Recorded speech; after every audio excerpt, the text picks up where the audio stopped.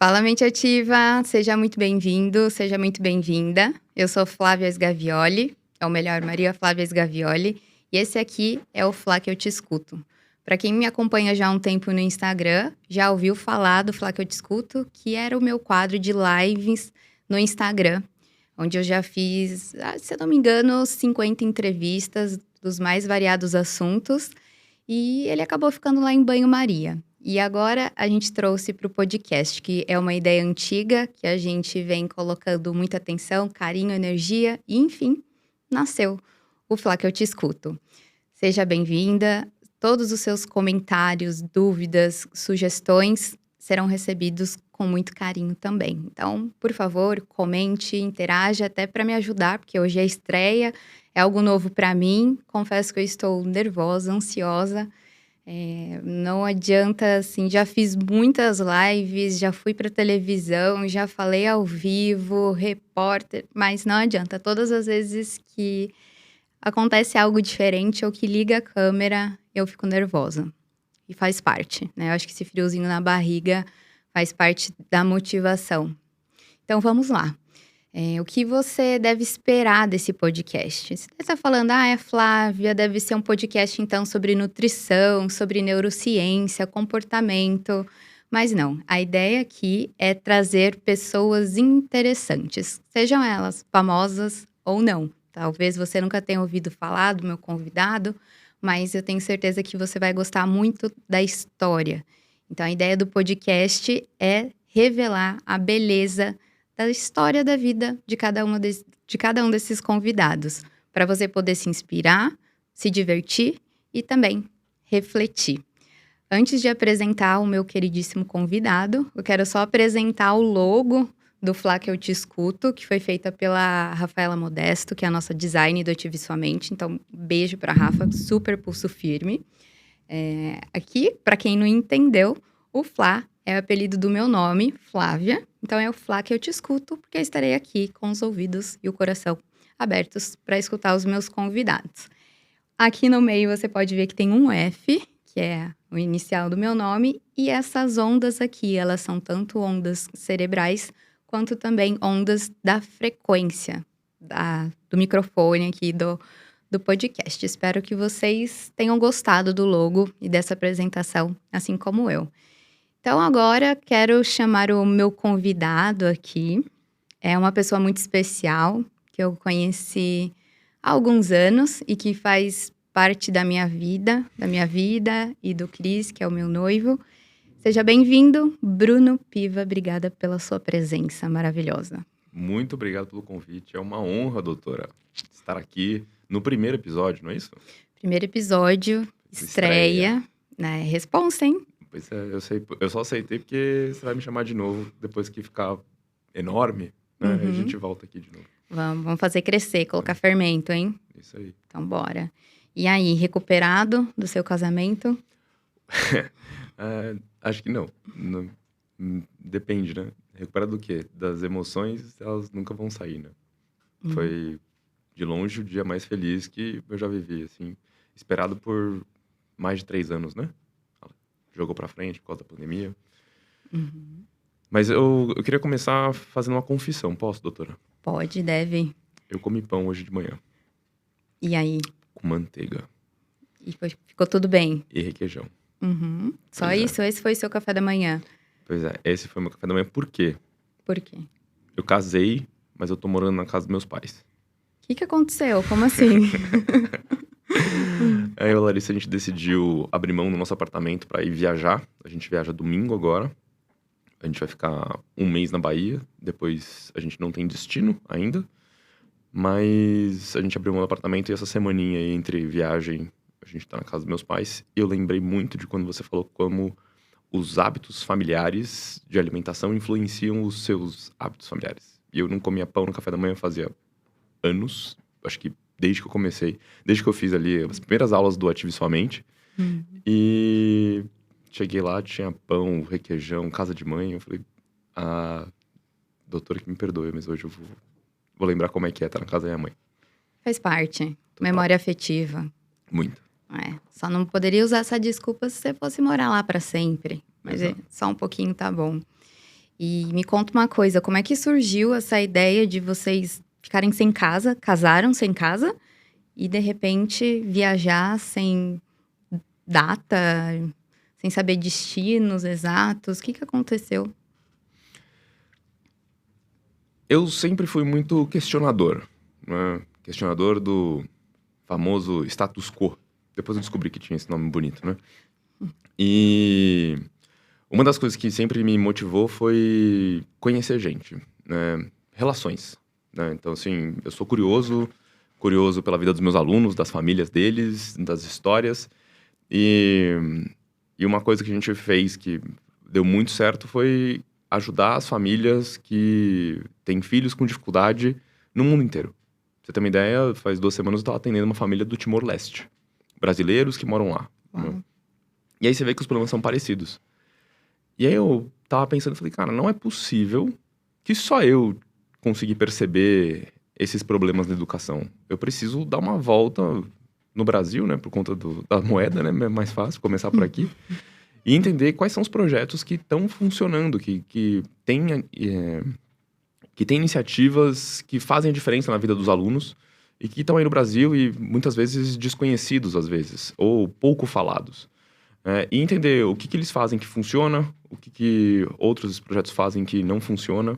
Eu sei que uma da maior dificuldade que as escolas têm é de conversar com os pais, né, de falar com a família. E hoje o meu maior público é a família, né, são as mães, são os pais que têm filhos que estão com dificuldade na escola. Então, ir viajar já era uma vontade. E aí, inicialmente, era uma vontade de fazer aqueles bate-volta, sabe? Ir lá, fica 2, 3 dias, volta, né? Depois vai pra outra. Só que eu senti que faltava alguma coisa.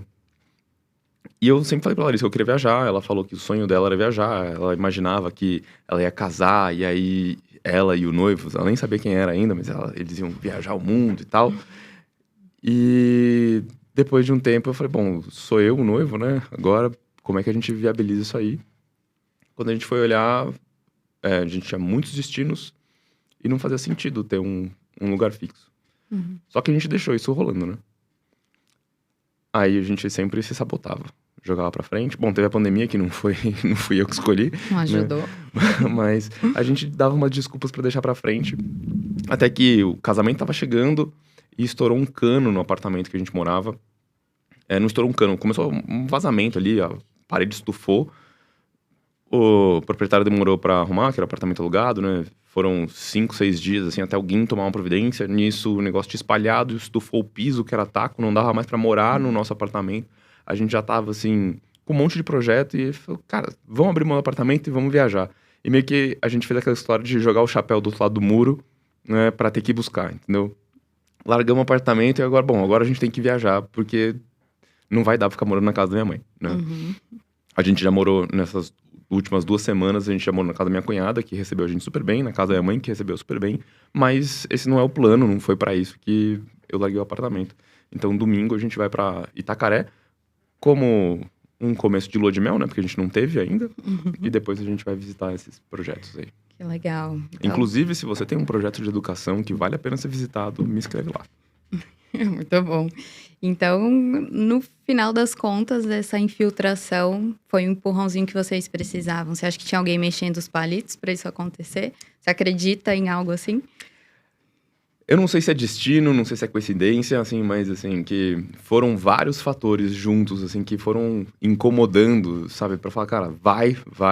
Então, eu acho que sim, eu acho que era o momento, foi o sinal, assim, que a gente precisava pra falar, não, é agora ou nunca, né? Porque depois, gente, né, com filho fica mais complicado fazer esse tipo de coisa. Por responsabilidade, né? E por trabalho, né? Porque a gente sabe, gente, filho dá muito trabalho.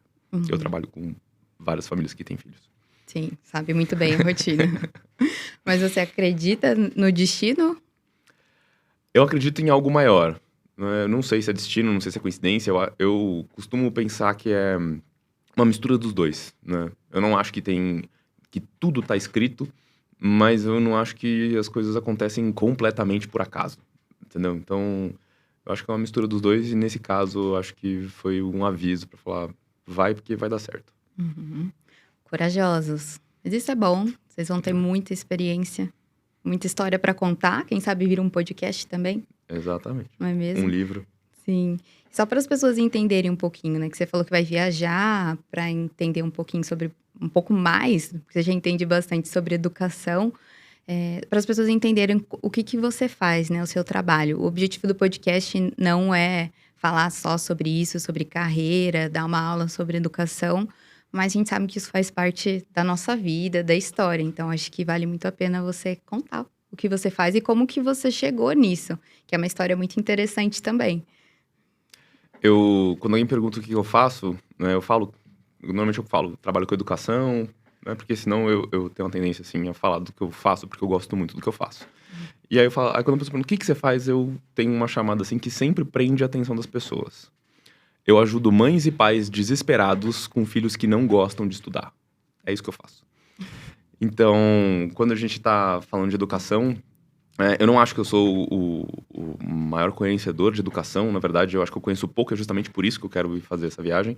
Mas eu trabalho com isso porque eu não fui um bom aluno, dei muito trabalho para minha mãe, para o meu pai também, né? A gente brigou demais e quando eu comecei a dar aula, depois, enfim, tem uma longa história para isso, mas quando eu comecei a dar aula, eu falei, cara, tem um jeito diferente de fazer. No caso da minha mãe, ela fez o melhor que ela podia com o que ela sabia. E eu entendi que as mães que eu tava acompanhando e os pais que eu tava acompanhando também estavam fazendo o melhor que eles podiam, com muito amor, assim. Eu não vi um pai ou uma mãe brigando com o filho porque não gostava dele. Eu vi porque eles amam os filhos. E aí eu falei, bom, falta informação. Mas que informação é essa? E eu fui pesquisar, achei pouca coisa, e aí eu comecei a estudar e analisar, né? Eu sou engenheiro mecânico de formação. Não É, estava sabendo disso. não sabia? Hum, Eu sou engenheiro mecânico de formação, eu fui estudar engenharia por alguns motivos.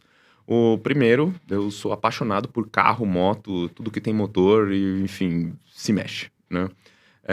Foi por isso que foi mecânico e não civil, porque precisava se mexer. E o outro motivo que eu escolhi engenharia é porque quando eu fui olhar a grade, não tinha nenhuma matéria que eu achei que precisava escrever. Era só fazer conta, né? E eu, na época, odiava escrever. Até que, enfim, né? Enfim, tem o blog hoje, enfim, um monte de post de conteúdo que a gente publica aí e eu fui obrigado a escrever depois, né? Só pra gente ver que não dá pra gente escolher uma profissão pelo que a gente não gosta, né? Vai perseguir a gente em algum momento. E na faculdade de engenharia eu descobri um outro jeito de estudar, né? Porque quando você tá no colégio, você tem aquela bolha, né, das crianças, dos adolescentes, né?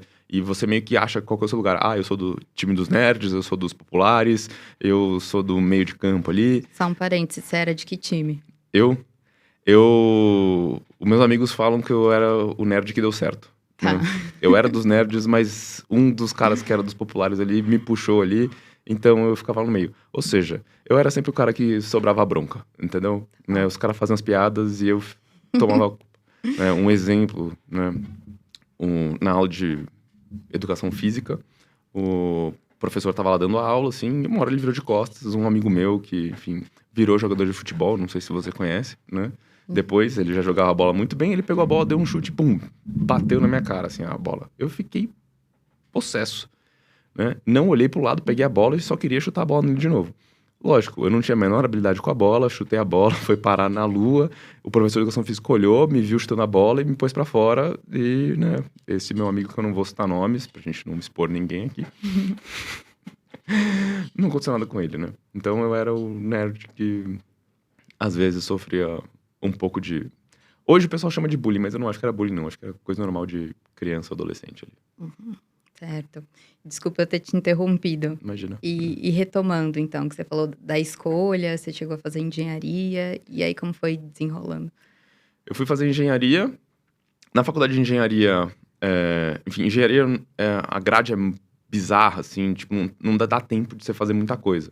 Muitas vezes você tem uma aula 4 horas, você tem uma aula de manhã, de repente você tem uma aula 4 horas da tarde, não dá pra você pegar um estágio, né? Eu tinha amigos, por exemplo, que faziam direito, que no primeiro ano já estavam com estágio.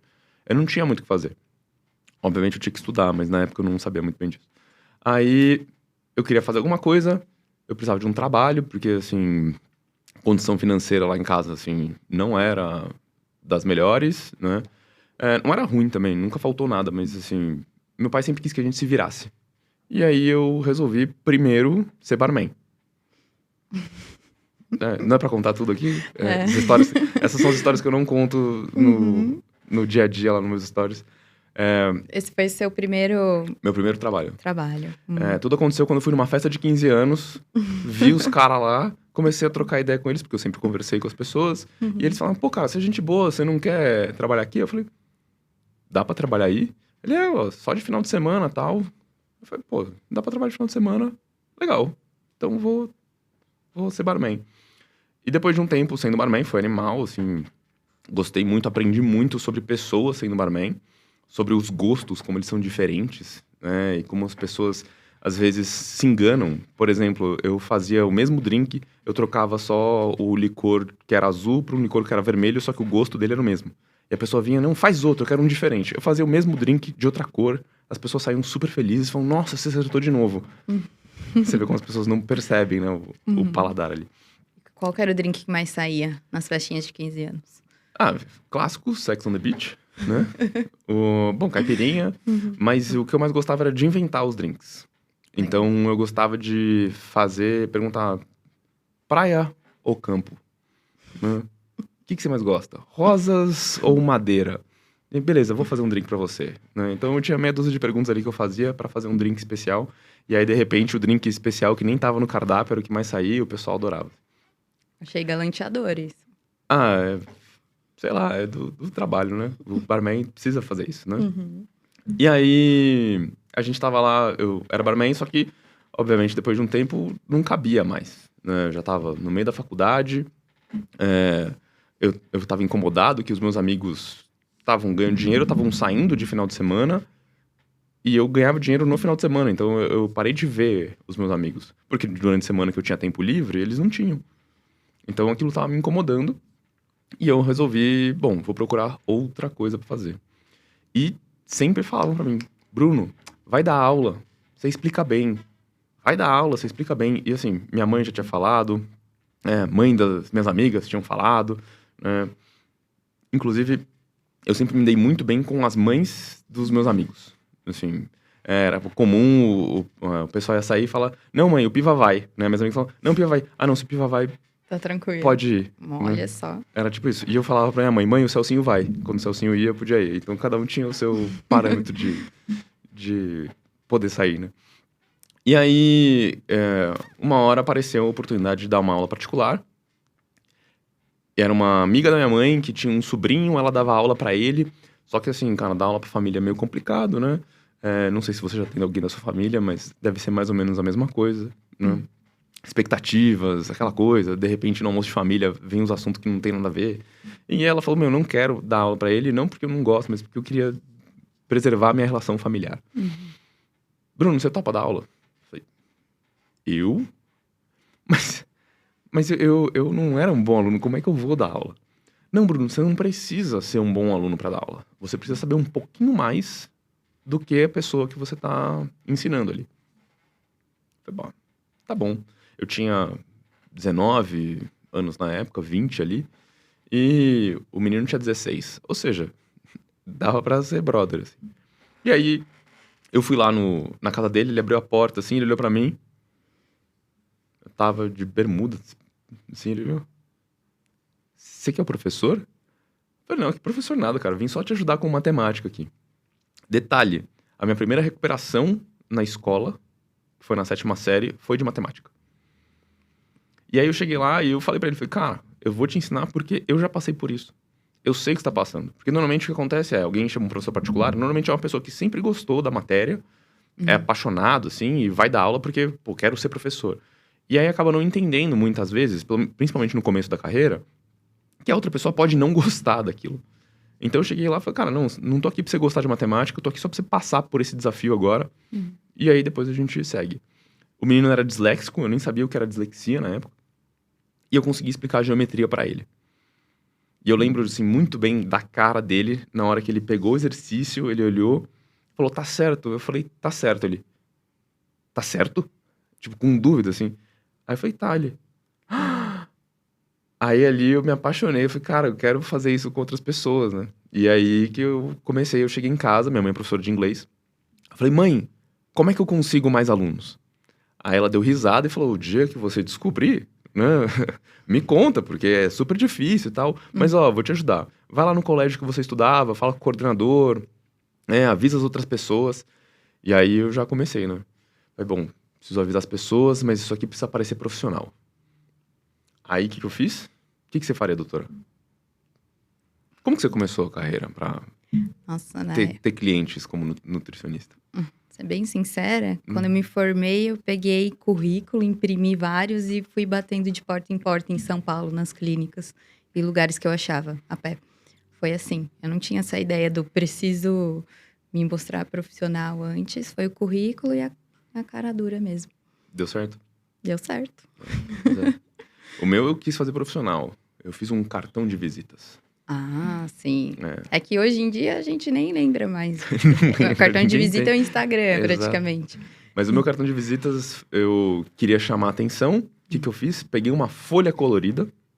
Na época, vendia lá aqueles papel, bloquinho com 25, assim. Comprei e fiz no Word. Professor de matemática, ex-aluno do colégio tal, né? Meu número. Foi isso. O Google tá ouvindo a gente aqui. Olha só. Mesmo com modo avião. Que perigo. Aí escrevi isso. Tava horrível. Assim, mas Bem não profissional. assim, claramente uma desbocado. criança fez aquilo ali. Tava a letra preta com a folha verde escura, não dava leitura. Eu achei esses dias, eu tava arrumando minhas coisas na casa da minha mãe, depois que eu casei pra tirar tudo de lá. E aí eu achei um cartão assim, tipo, tava horrível, horrível, horrível. Aí, enfim, cheguei, bati nas escolas, dava pro coordenador, falei, eu quero falar com o coordenador. Aí os caras, tipo, ah, não, Tá ocupado? via que era uma criança ali. Ah, não. Até que um dia eu fui no colégio que eu estudei e o professor de educação física, o mesmo que me tirou da aula, porque eu chutei a bola lá, me reconheceu. E ele falou, ô, Brunão, como é que você tá, cara? Eu falei, ô, professor, tô dando aula, eu queria falar com o coordenador e tal. Não, vem cá que eu te apresento. E foi aí que eu consegui, assim, entrar numa escola, mostrar o meu trabalho, mostrei o meu cartão de visitas, o cara pegou assim e falou, aham, e, tipo, pôs na gaveta ali. Só que depois de um tempo, eu acho que eles queriam testar e eles mandaram um aluno, que era um aluno muito difícil. Assim, tipo, ninguém queria mais dar aula pra aquele menino e mandaram pra mim. E eu me dei mó bem com o menino e, assim, 3, 4 meses ele tava mandando super bem na escola. No ano seguinte, esse coordenador me encheu de aluno. Assim, mas me encheu de aluno, assim. De repente, eu não tinha mais tempo porque eu tava dando muita aula. E, enfim, o resto, tamo aqui, né? Que legal. Pois é. Legal saber dessa trajetória. Então, se você Parabéns. quiser, gente, faça um cartão de visitas. Recomendo. Faça um bom Instagram. Não precisa estar bonito, gente. Confia. Precisa ter verdade ali, você ter uma boa comunicação. Isso é bom que você faz. Gostar, certo? E voltando um pouquinho na sua história, quando você falou, putz, dei muito trabalho pro meu pai e pra minha mãe.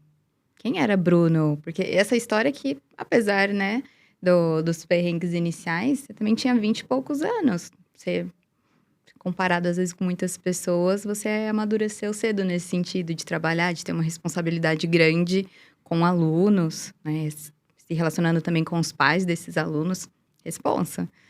Mas assim, antes desse período, por que você deu muito trabalho para seus pais? Como é que era e como é que é a relação sua com seus pais hoje? Cara, você imagina que quando eu tinha uns 10 anos, quarta série ali. Bom, vou começar de antes até, vou voltar um pouquinho mais. Segunda série, professora Catherine entra na sala de aula e ela começa a colocar o cabeçalho na lousa. Na hora que ela começa a escrever o cabeçalho na lousa, o Bruninho tá lá. Aí ela... Bruno, copia. Não. Por que não, Bruno? Professora, eu sei que dia é hoje, eu sei onde eu moro, eu sei o colégio que eu estudo, pra que eu vou colocar o cabeçalho? E ela, não, Bruno, porque no futuro você vai olhar e aí, ou se alguém achar o seu caderno, vai saber, não sei o que lá. Eu falei, professora, não faz sentido. E ela gastou uns 40 minutos, da aula de 40 minutos, tentando convencer o Bruno, pequenininho, que aquilo era importante. Direção, coordenação, chama mãe, chama pai, aquilo ali foi o começo, né? Aí veio, né? Letra feia, 250 cadernos de caligrafia, escrever errado, de novo, né? 250 vezes repetindo a mesma letra com C, 2S, C cedilha, aqueles negócios que assim... Eu falava, gente, mas não faz sentido, eu escrevi, você entendeu o que eu tava escrevendo, por que que eu tenho que... Tipo, que diferença faz tá com C ou 2S, você não entendeu o sentido? E na época eu não sabia, né, que, enfim, tem palavras que têm sentidos diferentes, se é com C, se é com 2S, e a percepção das pessoas sobre quem tá escrevendo muda, se tá com o escrito certo ou não. Na época eu não tava nem aí, porque as pessoas pensavam de mim, não queria escrever, aquilo ali me incomodava muito. Então, na segunda série eu tive problema, na terceira, na quarta, né, na quinta, na sexta. Na quarta série foi a minha primeira advertência, né? Na quinta teve mais uma, na sexta continuou, né? E na sétima série foi quando veio a primeira recuperação. E a minha mãe é professora. Sempre foi. Professora de inglês. Professora de inglês. E, minha mãe é muito nerd, assim. Tanto que, assim, eu tô falando de viajar, minha mãe já tá com os guias, falando do mapa e do clima e de quando é melhor e tal. E a minha mãe, na casa da minha mãe, pro meu avô, 9,5 não era 10. Né? O meu avô veio de Portugal pro Brasil, fugindo da guerra com 17 anos. E ele não teve oportunidade de fazer faculdade até quando ele era mais velho. E, enfim, ele foi açougueiro, depois virou taxista. E aí depois ele conseguiu um emprego numa importadora de aço. E aí ele começou a ter mais condições. E aí ele foi estudar, quando ele tinha 30 e poucos anos que ele foi estudar. E aquilo acho que incomodou muito meu avô. Então, quando ele colocou as filhas na escola, ele era muito exigente, porque ele sabia que aquilo era importante. E pra minha mãe, 9,5 não era 10, ela não queria fazer a mesma coisa com o filho dela, só que assim, recuperação, nota baixa, escrever errado, aquilo doía na alma dela, assim, tipo, incomodava, né? Como, né, qualquer mãe que acha que educação é importante. E, enfim, a gente brigava muito, ficava de castigo, né? Na época não tinha videogame, mas tinha televisão, e aí era ficar sem televisão, tinham vários, né? A gente tinha muito atrito com a minha mãe. E quando eu tinha ali uns 10 anos, eu pedi pra minha mãe que eu queria tocar guitarra, né? Ela falou, calma aí, né? Segura o brilho, jovem, né? Guitarra, né? Não dava pra gente comprar uma guitarra na época. Fui fazer aula de violão, que dava. Depois fui tocar guitarra porque, assim, eu queria o rock and roll. Eu era, né, aqueles rock pesado, assim, que ligava o som alto e eu incomodava. Cara, eu era chato. Qual rock and roll assim, que você lembra dessa época? Não, eu escutava Angra, escutava uns negócios assim que não é qualquer pessoa que gosta, né? Ratos de Porão. Nossa, sim. E né, Raimundos. Eu tinha 12 anos, eu queria ir no show do Raimundos. Olha as ideias, né? Minha mãe não ia. Quem que ia no show do Raimundos, né? E toda essa história da música era um enfrentamento, assim. Hoje eu vejo, né? Entendo que era um enfrentamento, era uma maneira de chocar, de chamar a atenção de que, cara, eu sou mais do que essa letra feia, eu sou mais do que esse C, esse cedilha. Mas na época, né, tudo inconsciente. Então me incomodava, mas ao mesmo tempo eu queria ser o filho perfeito. Então, cara, combinamos um horário que você tem que voltar, eu era o cara que voltava no horário. Porque aquilo pra mim era importante. Né? Só que meus pais não valorizavam aquilo. Tipo, como eu sempre fazia aquilo lá, eles não percebiam que aquilo era um ato de isso que é importante, isso aqui eu não acho que é importante. E eu falava, mas todo mundo na escola chega tarde, não sei o que lá, o pessoal bebe, eu não bebo, né? Vocês não valorizam isso, eu devia ser drogado. Falava uns negócios assim pra minha mãe, assim, cara, pra incomodar. Então, assim, olhando pra trás, eu vejo que, minha mãe foi guerreira, assim, de me aguentar. E, óbvio, não era só com a minha mãe, né? Com meu pai, era com a família toda, assim. E quando a gente vai falar de como que era o Bruno Piva, era isso. De repente, um dia meu pai foi trabalhar, voltou, eu tava com o cabelo vermelho. Aí eu lembro de abrir a porta, assim, eu olhar a cara dele, esperar, assim, ó, pra ver a cara dele. A cara dele de decepção, assim, tipo... Você tava com um gostinho aqui no fundo. Ele acordou às 5 horas da manhã pra ir trabalhar, voltou, e aí, de repente, chega o filho com cabelo vermelho. Aí, brinco, eu queria pôr piercing. Graças a Deus não deixaram, porque senão eu ia estar cheio de cicatriz no rosto. Porque eu queria sobrancelha, eu queria fazer um monte de coisa, minha mãe não deixou. Queria tatuagem, queria um monte de coisa, assim. E era tudo, assim, meio que pra chocar. Hoje eu sei, né, depois de muita terapia. Mas hoje minha relação com eles nunca foi, no final... A gente tinha uns atritos, mas ela não era uma relação ruim, né? Tanto que, assim, tô em casa. tô na casa dos meus pais hoje. E eu só acho que ela poderia ter sido mais leve, né? Tipo, acho que dava pra ter tido conversas nesse caminho, aonde, né, eu conseguisse mostrar o que eu queria mostrar pro mundo de um outro jeito. Alguém me guiar e falar, Bruno, velho, eu entendi que você acha que isso tá errado, mas a sua linha argumentativa tá uma porcaria. Vamos melhorar isso? Vamos então entender por que é com 2 S's, por que é com C, como que a gente faz pra mostrar pras pessoas que talvez isso não seja importante. E, claramente, dentro dessa pesquisa, você ia perceber que era importante, entendeu? E é isso que eu faço com meus alunos. Cara, eles acham que as coisas estão erradas? Vamos pesquisar, então. Vamos mostrar pro mundo que isso tá errado. Às vezes, a gente, na pesquisa, percebe que... eles olham e falam... Puta, é por isso que é assim. E aí eles começam a mudar. E tem vezes que eles estão certos, assim. Tipo... por que eu tenho que fazer lição de casa? Gente, lição de casa não funciona. Nunca funcionou. Lição de casa foi inventada pra ser punição. Quando você vai olhar a história da lição de casa, né, quando começou, é exatamente isso. Juro, não fazia ideia disso. Exato. E aí quando você vai ver, quando você pega os estudos neurocientíficos sobre a lição de casa, cara, nem ajuda nem atrapalha. E aí é mais uma questão de gosto. Tem gente que gosta, tem gente que não gosta. Mas assim, utilidade mesmo, não tem.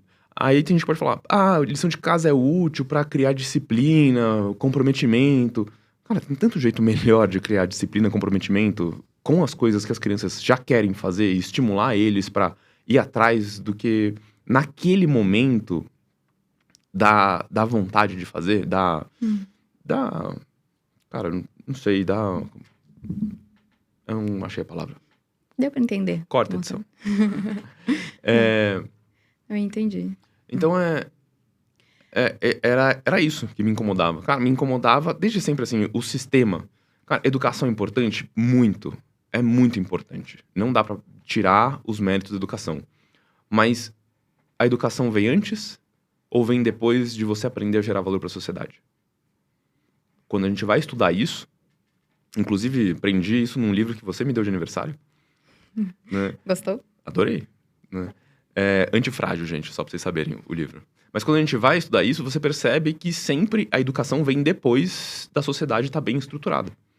No momento que eu aprendi a gerar valor, que eu tenho uma segurança que a sociedade está indo pra frente, aí dá tempo de estudar. Então, muitas vezes a gente valoriza a educação como se a educação fosse o caminho. Mas, gente, eu dou aula de Bhaskara, mas não é Bhaskara que vai fazer diferença na sua vida. Né? Eu uso Bhaskara quase toda semana porque eu dou aula de Bhaskara, mas assim, quando meus alunos perguntam onde que eu vou usar, eu falo, cara, eu posso te explicar aqui no seu celular usa, eu posso te explicar aqui pra gente construir esse prédio usa, mas aonde você vai usar, velho? Não sei. Então, só pra gente falar do tema, né? Naquela época, essas coisas me incomodavam e eu não sabia como lidar com isso, então eu tentava incomodar de volta. E quem sofria isso, quem sofre, né? Quando a gente quer brigar com o mundo, normalmente são as pessoas que estão mais perto da gente. Mas a relação com meus pais hoje é boa. Maravilhosa, eu acho. Que bom. E você acha que a maior dificuldade que vocês tiveram, então, foi na comunicação? Comunicação, cara. E é o que você vê bastante com as famílias? É o que mais, assim... E é simples, Flá. É muito simples, né? Mas é simples por quê? Porque depois que você estuda um monte de coisa, você consegue simplificar o que é complexo. Mas é tão simples como, assim... Eu acho que não tem que escrever com C, 2 S, cedilha. A mãe ou o pai já olha e fala, como assim não? Tem que fazer a escola, tal, tal, tal. Eu olho e falo, é mesmo? Por quê? E pronto. E aí daqui a pouco eles começam a falar e eles veem que eles não têm argumento. Eu falo, cara, eu acho que você tem razão. Vamos pesquisar? De novo, mesma coisa. E a comunicação, isso, né? Porque assim, se eu tô numa comunicação com você, e na hora eu falo, não, Flá, acho que você tá errada. Eu acho que tem que comer pão de manhã. Aí você vai falar, ou, né, aquilo vai te incomodar, tipo, como assim? Cara, você assistiu meu curso inteiro e você acha que tem que comer pão de manhã? Ou, ou você vai olhar e falar, é mesmo, por quê? E aí eu vou falar, não faço a menor ideia, eu acho que eu aprendi assim com a minha mãe. E aí você não precisa nem contra-argumentar com os argumentos científicos. Qualquer um que estiver assistindo vai ver.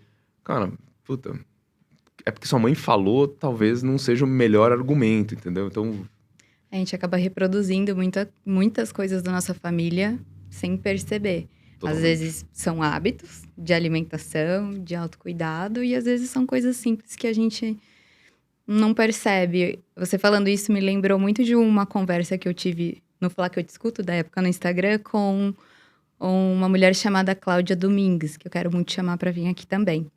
Ela citou o caso de uma história, assim, bem tranquilinha, assim, mas que uma menina estava vendo a mãe cozinhar e via que ela sempre cortava as pontinhas da salsicha cortava as 2 pontinhas da salsicha e colocava na panela. E fazia isso todas as vezes. Até um dia que ela foi perguntar, né? Porque ela fazia igual também, e falou: mãe, por que você faz isso? Ela, nada, porque a sua avó fazia porque não cabia na panela dela na época. Então, assim, às vezes é coisa muito básica que você faz, reproduz e nem sabe o porquê. Então, é interessante trazer questionamentos também, né? De tempos em tempos.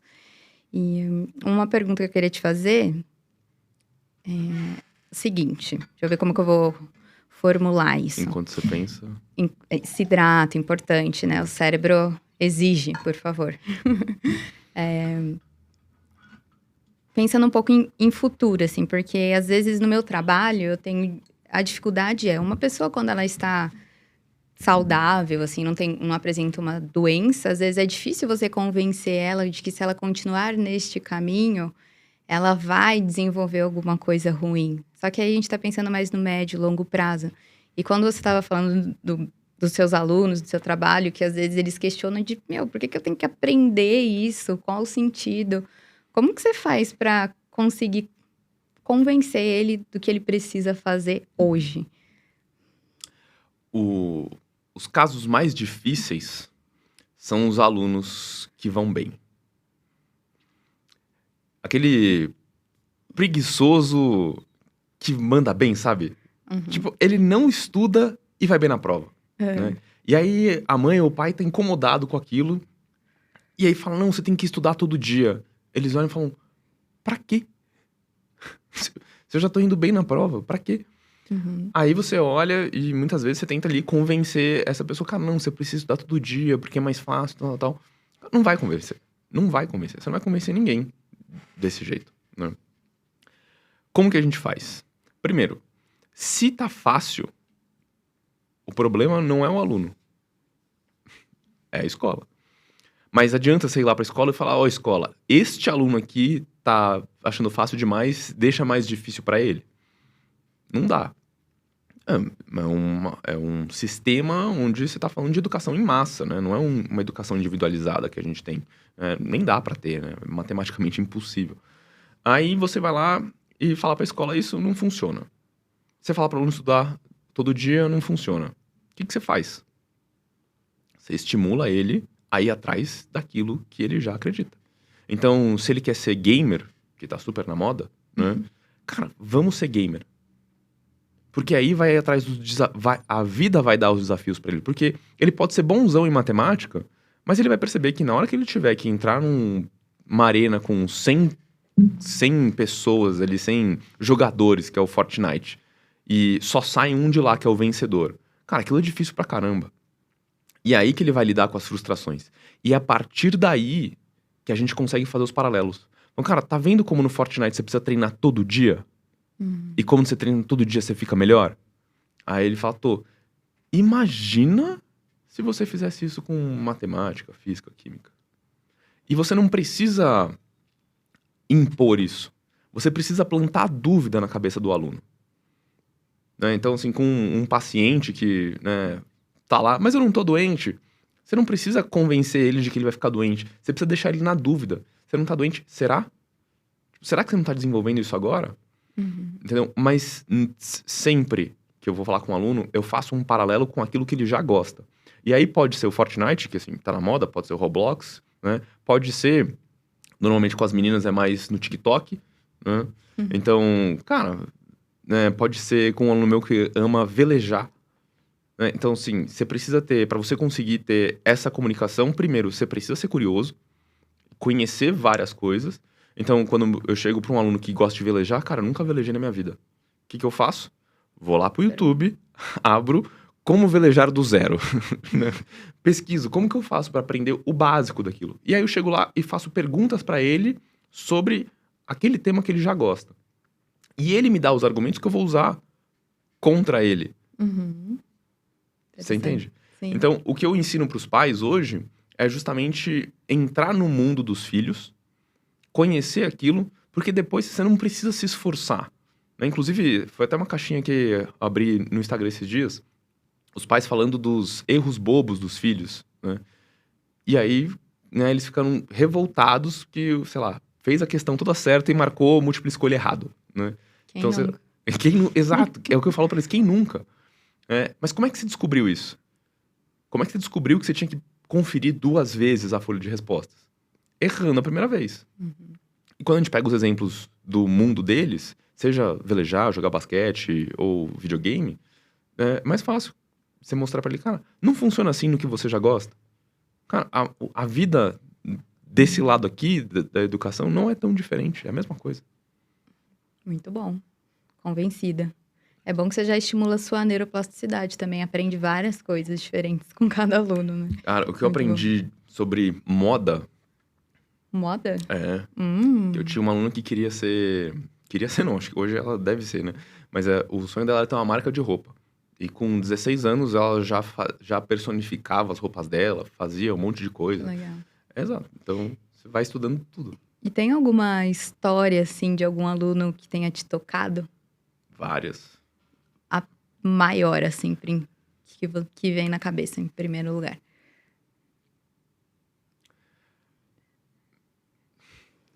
Todos eles me tocam, né? Tá, pra não falar todos, assim, 98%, assim. E os casos que não tocam são os casos que não rola. Tanto que, assim, a gente fala muito quando... seja pra ter aula comigo ou com alguns professores da minha equipe, o que a gente fala pros pais é, o mais importante é a empatia entre professor e aluno.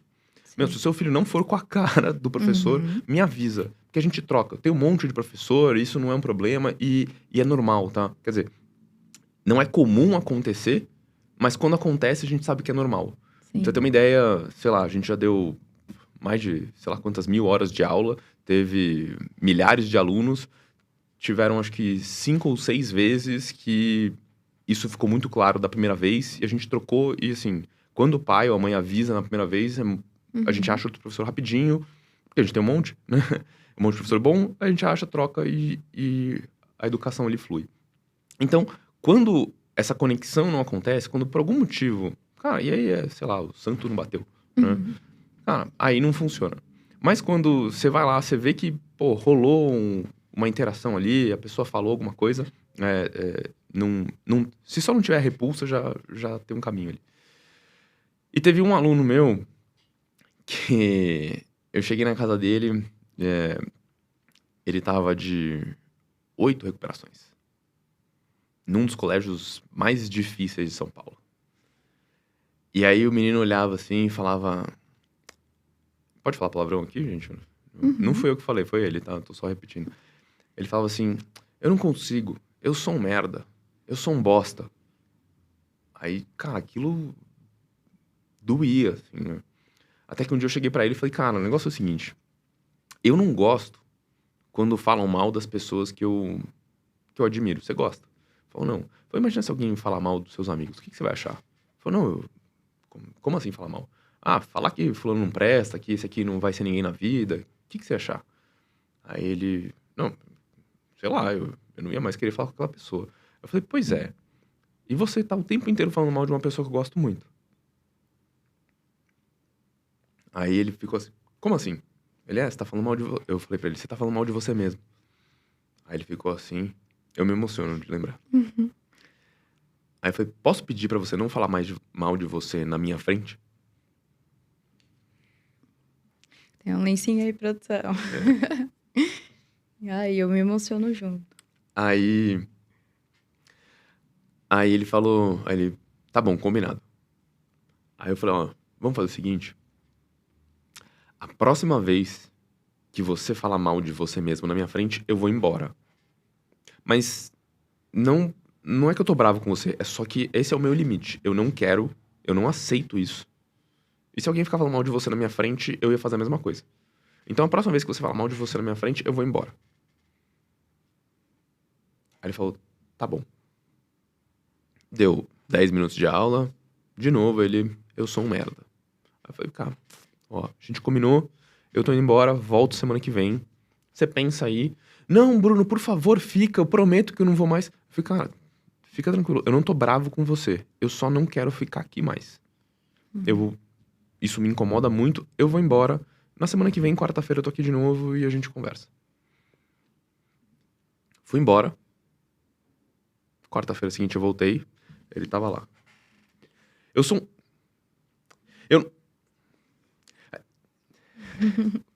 nunca mais falou. E eu juro que foi a partir daí que as notas dele começaram a melhorar.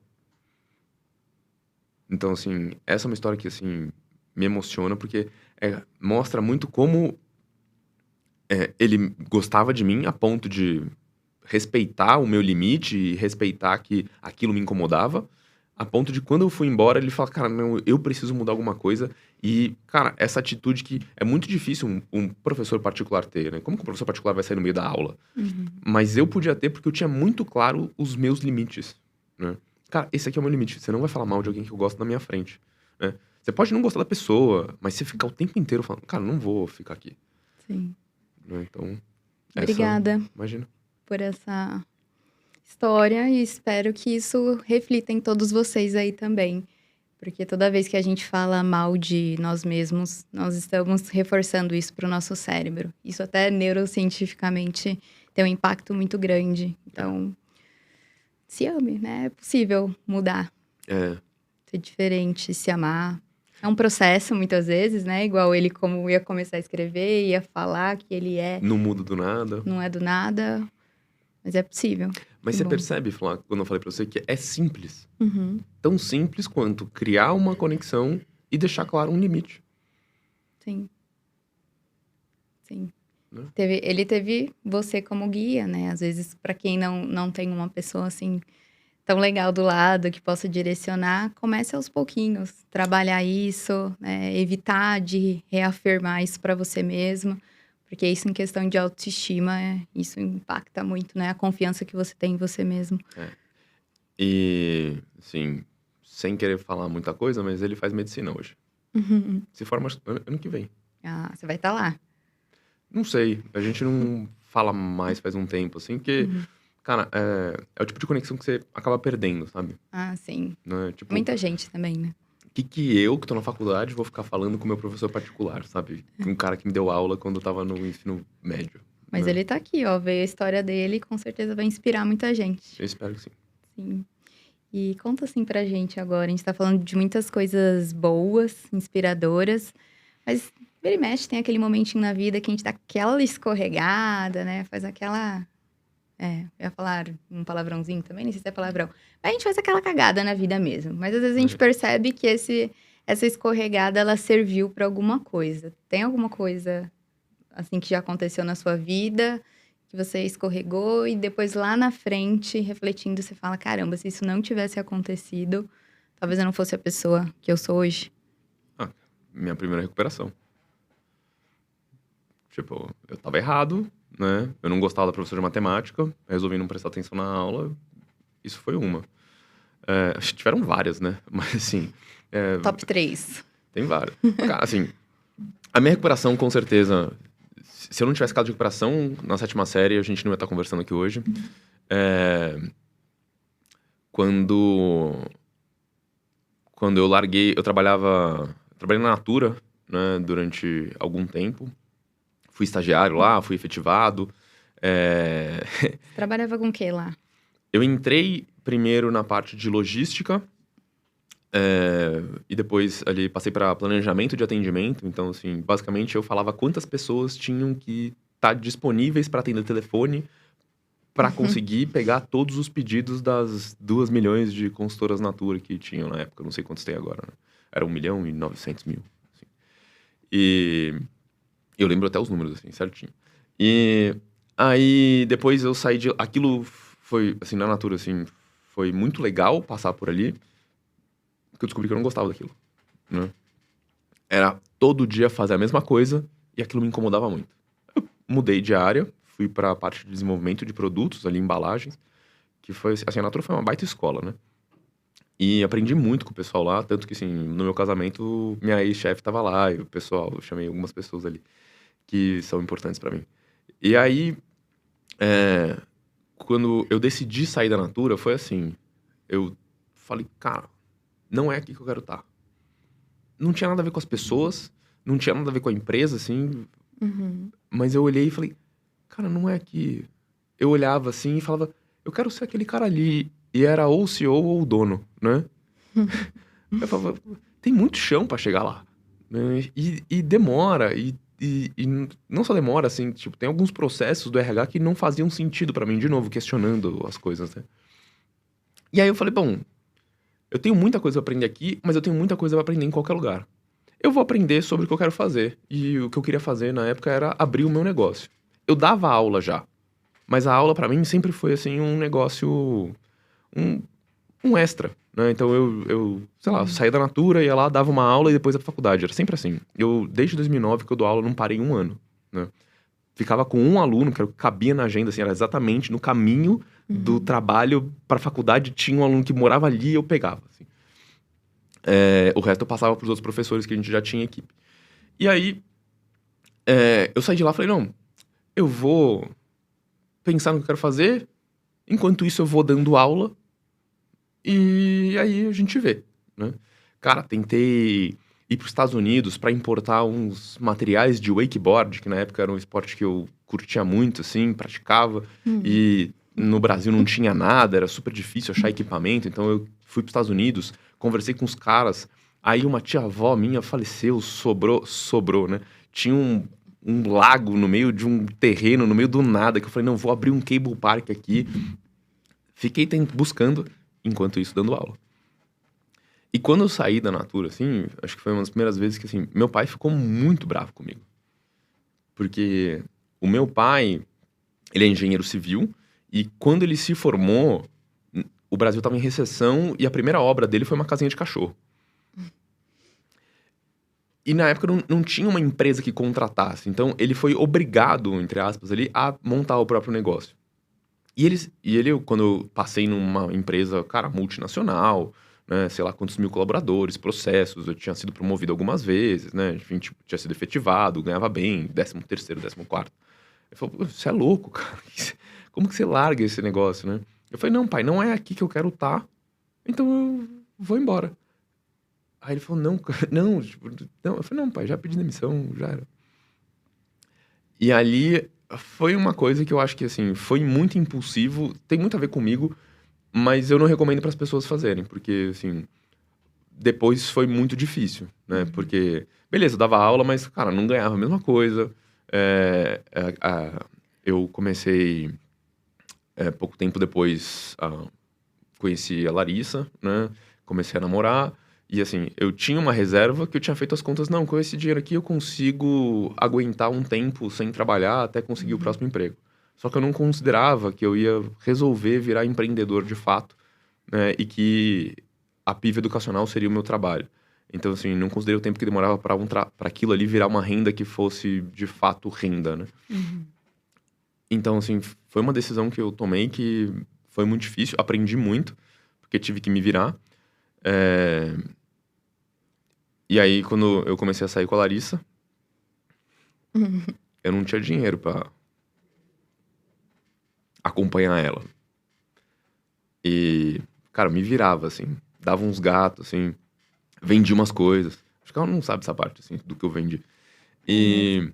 Revelado agora, ela tá ali na Pois é. salinha. Às vezes eu comia antes de ir pro rolê pra não ter que gastar lá. E Foi puxado. foi puxado. E foi uma decisão assim que foi difícil, mas ali foi quando começou a doer, que eu não tinha grana. E eu falei assim, cara, não dá, eu não posso ficar com esta mulher ganhando o que eu ganho. E na época, eu acreditava, eu vou falar algo que pode ser que incomode algumas pessoas de educação, mas na época eu acreditava que todos os professores deviam ganhar a mesma coisa. Que, cara, não podia cobrar diferente pelas aulas que tinham mais demanda, por exemplo, né? E que não era justo, né, com a educação eu pagar mais um professor do que outro. Consequentemente, eu ganhava a mesma coisa que os outros professores. Eu tinha muito mais trabalho, eu tinha muito mais risco, né? E quando a gente tá falando de montar um negócio, porque, cara, se der qualquer coisa errada, a responsa é minha, era meu nome que tava lá. Na época eu tinha um sócio que já tinha saído, então era só eu mesmo, né? E aí, assim, aquilo me incomodou tanto que eu falei, cara, não dá. Eu preciso ganhar mais. Como é que eu faço pra ganhar mais? E aí eu fui obrigado a questionar os meus valores, o que eu achava que era certo. E de repente, assim, apareceu alguém lá no escritório querendo ter aula particular e o cara falou, não, Bruno, eu quero que meu filho tenha aula com você. E aí eu falei, comigo é mais caro.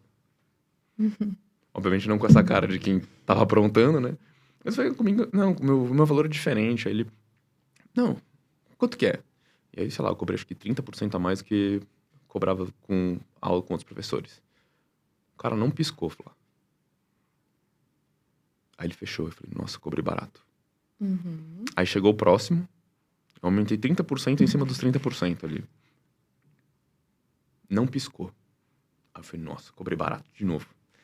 E aí eu descobri que eu não sabia o meu valor. E aí que tá a cagada, né? Eu não sabia qual era o meu valor. E nessa ideia de ter um negócio igualitário e assim... Cara, matemática tem mais procura do que geografia.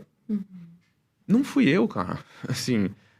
e assim, eu tenho professores de geografia, professores de história, que são matérias que são pouco procuradas, que eu juro por Deus. Cara, assim, a pessoa começa a falar, você fica hipnotizado, assim. As aulas são incríveis, fantásticas. E me incomoda até hoje que eu não consegui, assim, um jeito de lotar a agenda dessa pessoa.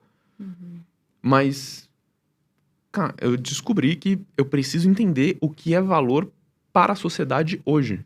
Não importa o que é valor para mim. E aí entra aquele jogo de, cara, até onde eu tô disposto a ir e o que de fato fere os meus valores, né? E eu não abro mão. E o que, cara, entendi. O mundo é desse jeito. Eu não queria que fosse assim, mas ele é. E aí, cara, a minha aula vale mais. Sim. Né? Sendo que, assim, sendo bem honesto, cara, tem professor na minha equipe que dá aula melhor que eu. Assim, muito melhor que eu. Assim, muitas vezes a minha aula fica boa porque eu peço, falo, cara, eu montei essa aula aqui, dá uma olhadinha, ele olha e fala. Mas o mercado descobriu valoriza. o seu valor também, né? É isso, o mercado valoriza. Quero ter aula com o cara que fundou. Porque também, eu sou o cara que vai levantar e falar, ó, cara, o negócio é o seguinte, né? Se for pra falar assim de você, eu vou embora. Eu tenho essa segurança, né? Que muitas vezes os professores acabam não tendo. Sim. Né? E uma coisa que eu reforço, assim, né? Quando a gente tem treinamento com os professores, eu falo, cara, a gente pode levantar e ir embora. Eu seguro a bronca. Se o pai vier reclamar, eu seguro a bronca. Porque assim, você não é obrigado a ficar num lugar que tá te incomodando. Né? Uma vez, a professora de história tava lá, o lugar que a aula era longe do ponto de ônibus, ela tinha que andar, e a aula era de noite. E aí ela tava com medo, e ela tava com medo de falar que ela não queria ir, porque ela não queria parecer que era má vontade. Eu falei, não, meu, pelo amor de Deus, cara, assim, não sou mulher, mas eu sei que uma mulher andando na rua de noite, sozinha, nessa região, é perigoso, né? Então, cara, se você não tá confortável, por favor. E aí a gente sempre tenta ter uma linha aberta com os professores para que eles possam trazer esses medos. E aí, às vezes, às vezes é um medo que tem a ver com o psicológico da pessoa, e aí a gente dá aquela força, né? Do tipo, não, cara, ó, você tá com medo disso, mas vai lá, assim, faz desse jeito. E a gente dá aquele coach, né? E às vezes é um negócio que a gente fala, puta, não, relaxa, tipo, nunca tinha percebido isso, ainda bem que você me falou. Então, tipo, sei lá, eu andar a pé na rua naquele horário, naquela região. Sim, sim. Mas aí, falando das cagadas, foi justamente essa de não entender o meu valor. Sim. Te preparou, É, com certeza. foi. Mas você não recomenda sair, assim, sem planejamento, então fica a dica aí. Não recomendo, cara, assim. Acho o seu próximo trampo, começa a fazer, assim. Não é inteligente, assim. Sim, Dava pra eu ter feito a mesma coisa. Eu podia continuar lá na Natura, mais continuar um fazendo o meu tempinho. trabalho. Uhum. É que eu, quando eu percebi que não é aqui, eu não entrego a mesma coisa. Uhum. Tanto que, assim, no meu casamento a gente conversou lá com o pessoal da Natura, tipo, de umas coisas que eu deixei errada lá, assim, que eu tinha até esquecido, mas pra eles ficou muito marcado, né? E Uhum. era aquele tipo de coisa, assim, que, cara, você vai pra reunião, você não tá mais presente, entendeu? Cara, se você for um bom funcionário, você não vai continuar sendo um bom funcionário na hora que deu o estalo, assim, de, puta, não Sim. é aqui que eu quero estar. Então, e aí eu me preocupava, assim, pra mim também na época, o certo era, cara, não é certo com as pessoas que eu trabalho aqui, eu trabalhar desse jeito. Eu trabalho com um monte de gente legal que não merece estar comigo entregando o que eu tô entregando. Então Uhum. eu prefiro sair, né? Sim. Bom que você cortou esse mal, digamos assim, em pouco tempo. Tem gente que tá há anos, décadas num trabalho que se sente assim. Então é importante rever. E eu quero te perguntar sobre uma coisinha sobre a sua saúde. Só a saúde, mas como você enxerga a saúde? Você Hum. vê a saúde como um fim?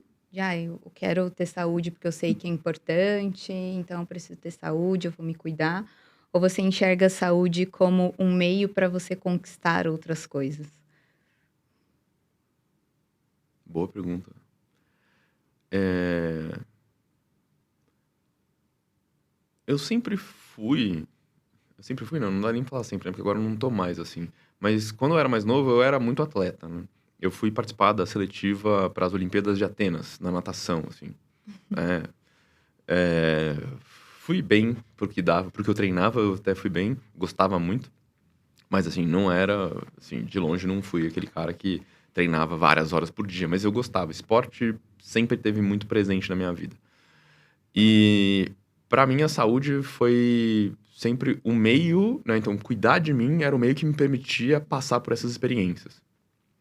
Então, quando eu fui andar de wakeboard a primeira vez, cara, eu só pude andar porque eu tava saudável. Eu tava em forma, eu fazia exercício físico, porque o wakeboard é um esporte que, cara, consome muita energia. Se você não tá preparado, a chance de você se machucar é enorme, Uhum. né? Quando eu fui fazer paraquedismo indoor a primeira vez, é, a mesma coisa, cara. É um negócio assim, cara, exige alongamento, exige força, cansa, né? 10 minutos num túnel de vento, cara, vale mais que uma hora de academia, assim, é muito, assim, de longe.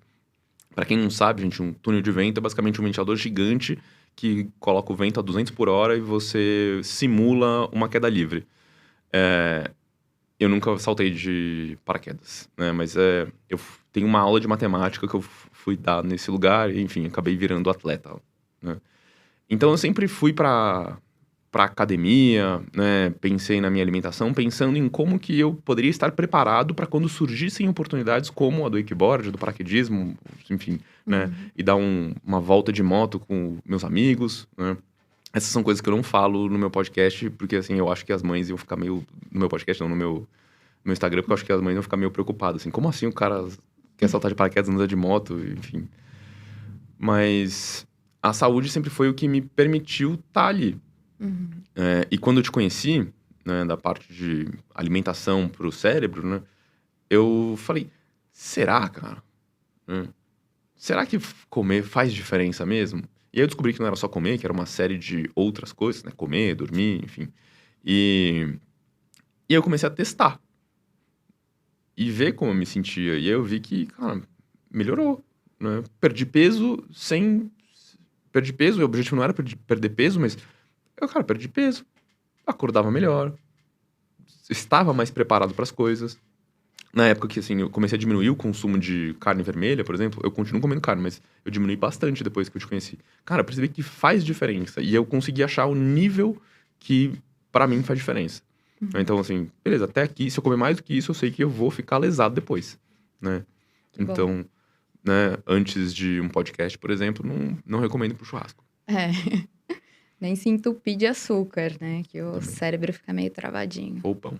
Que bom, você aprendeu bastante. E achou o seu pêndulo, isso é importante, né? Cada um tem o seu e tem que ajustar de acordo com a própria rotina, momento de vida. Senão, a gente acaba, às vezes, se baseando numa rotina de uma pessoa que a gente admira, mas que não é a nossa. Então, tem que tomar cuidado com isso. Exatamente. E agora, fazendo uma pergunta mais, assim, incisiva. O que é a morte pra você?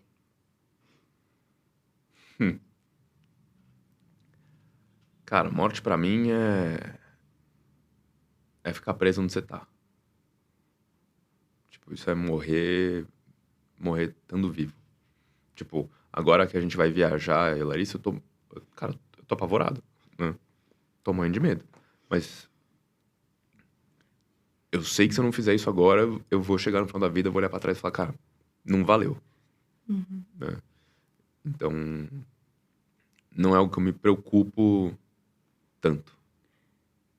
Tá apavorado, mas tá vivo. Sentindo Exato, vivo, muito vivo. exato. Legal. Olha Joia. aí. Vamos lá. Pessoal do podcast, deixa um lencinho aqui pros próximos convidados. Muito bom. Agora que a gente vai caminhar mais pro final, eu quero te fazer algumas outras perguntas. Eu trabalho bastante com mulheres, né, e eu quero saber de você uma mulher que te inspira, que, que você admira muito. Não, minha mãe. Por quê? Quando ela tinha, sei lá quantos anos, sem condição nenhuma, ela se virou e foi fazer um intercâmbio, assim, tipo, foi morar em outro país. Numa época que cara, era por carta que você conversava. Tipo, ligação internacional era algo, assim, impensável, né? Então é uma coragem, né, de ir atrás do que quer, né, que foi o que me inspirou muito, assim. E uma liberdade também, né, de falar, cara, não tô preso aqui. Então, eu acho que por isso, minha mãe. Uhum. E você se inspira nela quando você pensa na educação dos seus filhos? Eu me inspiro na vontade que ela tinha de fazer o melhor pra gente, né? Sim. Alguma outra pessoa que vem na sua mente? Essa é a primeira. E por que que a Lara é a mulher da sua vida? Eu ia falar isso, a outra é a Larissa, né? A outra é a Larissa. Porque o jeito leve que ela tem de levar a vida, né? O que ela já passou e já enfrentou, assim, em termos de saúde, né? Que, assim, ela teve alguns problemas enfim, algumas doenças graves, né? E como ela passou por isso e, enfim, nem lembra. Que quando você pede pra ela contar a história dela, ela não nem conta, assim, se não falar, né? E aí eu falo pra mim, por que você não fala isso, que você passou por essa experiência? É. Tipo, ela é assim. Então, esse jeito leve dela ver a vida. É. E às vezes a gente pensa numa pessoa que é leve, que é mais retraída. E isso não quer dizer que a pessoa não seja forte, né? Muito pelo contrário, eu vejo leveza e força, assim, muito juntos da Lari. Esse mulherão. Sabe o que é engraçado? Não sei se vai poder contar isso aqui depois, mas enfim, vou contar. Conte, Depois a conta. gente corta. Eu tenho um grupo de amigos que é muito estudioso, assim. Tipo, os caras que estudaram educação de fato, né? Enfim, estudaram fora, sabe? Tem muita cultura, muita bagagem. E toda vez que a gente se encontra, né, os papos são papos muito cabeça, sabe? E a Larissa chega lá e ela não abre a boca, assim. Volta e meia porque, assim, os assuntos não interessam ela, né? Volta e meia porque, sei lá, ela acha que ela não vai contribuir. E uma vez eu tava conversando com eles, assim, e os caras falaram, meu, eu tenho medo da Larissa. Foi porque eles falaram, eu me sinto burro perto dela. Foi porque, cara, porque a gente fica falando aquele monte de coisa e eu vejo que pra ela aquilo ali, mano, não é nada, assim, que ela tem. Ela percebe o mundo de um jeito diferente e eu sei que. Eu acho, né, que é melhor, né? Então eu me sinto diminuído, porque ela fica quieta ali, ela fica quieta, lindinha, assim, sorrindo, assim, às vezes prestando atenção, às vezes no mundo dela. E aquilo faz com que os caras que estudaram pra caramba se sintam burros. Então, assim, é uma leveza que de fato traz um poder, né? E só funciona porque ela não percebe que é assim, né? Uhum. Ela não enxerga desse É jeito. dela. É dela, é natural. Muito genuíno, é É. verdade. Bom, finalizando. Se você pudesse entrar numa cápsula do tempo, ou então fazer os feitiços lá do Harry Potter e voltar no tempo para um lugar especial, assim, desde o momento que você nasceu, aonde você iria? Por quê? Em que momento? Mas por quê? Momento feliz. Mas é pra lembrar, é pra reviver, é pra fazer uma mudança, Pra reviver. pra reviver? Pra você entrar nessa cápsula do tempo e ir pra algum momento da sua vida especial. Eu iria pra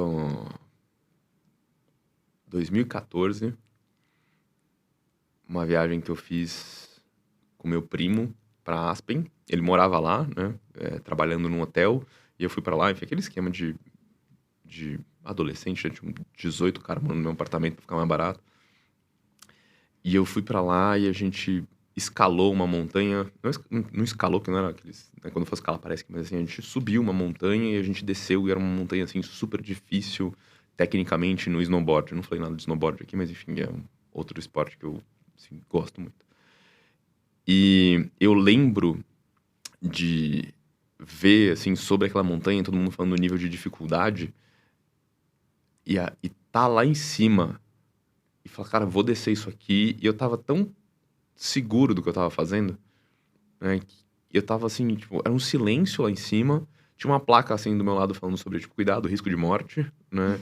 Então era justamente assim o ponto onde eu falei, cara, assim, eu posso me arriscar, eu posso, né, se eu estudar, se eu me preparar, né? Porque eu tinha me preparado pra caramba pra fazer aquilo ali.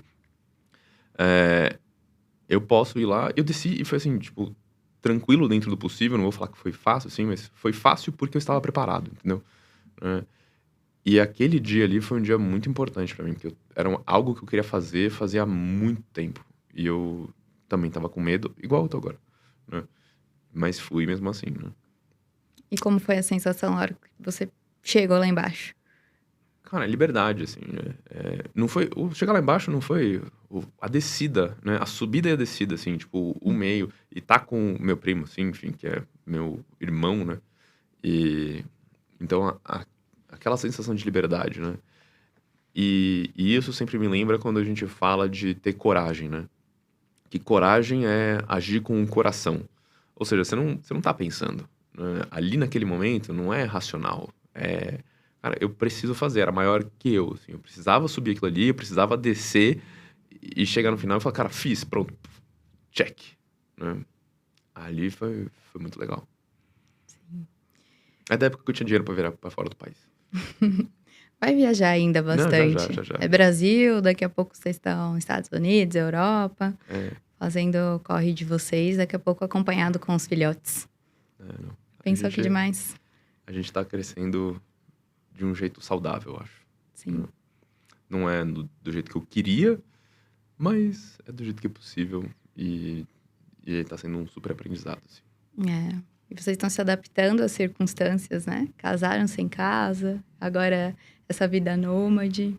Muita sorte, sucesso na vida de vocês, na sua vida profissional também, que eu admiro muito. Obrigada por esse papo, por abrir seu coração, por se emocionar junto. Foi de verdade. Eu gosto, pô, não tem como, né? Não tem como chorar de mentira aqui. Você atuou como ator? Que eu saiba, não, né? Eu já fui figurante da Globo, viu? Mas isso não saiu aí. Aí vai saindo umas coisas de você, dessa história. Do barman, das coisas. Tem bastante história aqui, dá pra vir mais uma vez. E ó, se vocês quiserem que eu volte aqui nesse podcast, clica no gostei, põe no comentário, chama o Bruno de novo, que vale a pena. Isso mesmo, escrevam aqui embaixo o que vocês gostaram do Piva, manda uma mensagem aqui pra ele e pra gente continuar. É muito importante o feedback de vocês. Obrigada pela companhia, obrigada por aceitar o convite. Eu espero que esse seja o primeiro de muitos. Lá que eu te escuto.